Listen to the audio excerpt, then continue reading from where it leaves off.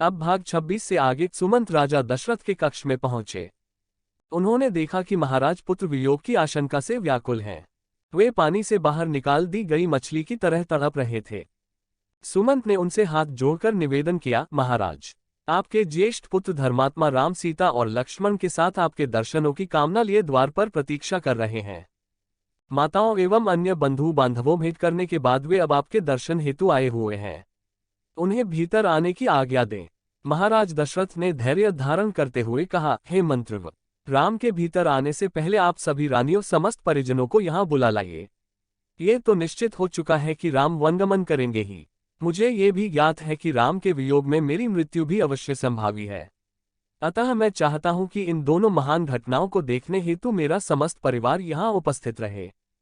सुमंत ने महाराज की आज्ञानुसार सभी रानियों तथा परिजनों को वहां बुलवा लिया। उसके पश्चात राम, सीता तथा लक्ष्मण को भी महाराज के पास ले आए। हाथ जोड़े हुए राम वहां पर उपस्थित अपने पिता और माताओं की ओर बढ़े। राम को इस प्रकार अपनी ओर आता देख महाराज दशरथ उन्हें हृदय से लगाने की अभिलाषा से अपने आसन से उठ खड़े हुए, किंतु अत्यधिक शोक तथा दुर्बल होने के कारण वे केवल एक पग बढ़ाते ही मूर्छित होकर गिर पड़े। पिता की ऐसी दशा देखकर राम और लक्ष्मण ने तत्काल उन्हें सहारा देकर पलंग पर लिटा दिया।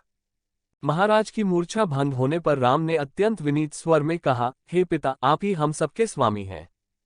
कृपा करके आप धैर्य धारण करें और हम तीनों को आशीर्वाद दें कि हम वन में 14 वर्ष की अवधि व्यतीत करने के पश्चात पुनः आपके दर्शन करें।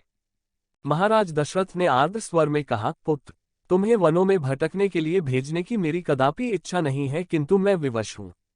अब मैं इससे अधिक क्या कह सकता हूं कि जाओ, तुम्हारे वनवास का काल कल्याणकारी हो। ईश्वर सदैव तुम्हारी रक्षा करे।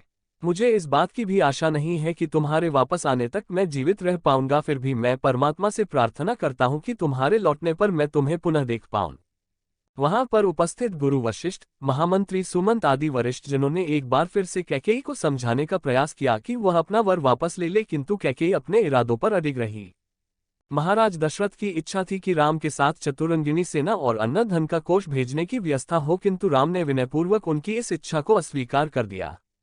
अंत में महाराज ने सुमंत को आदेश दिया, हे मंत्रव, आप स्वयं उत्तम घोड़ों से जुता हुआ रथ ले आएं और इन सबको देश की सीमा से बाहर तक छोड़ें।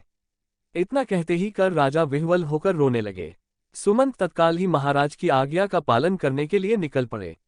इससे आगे का वृतांत आप भाग 28 में सुनेंगे। रामायण के सभी भाग सुनने के लिए हमारे चैनल को सब्सक्राइब करें। जय श्री राम, जय श्री राम।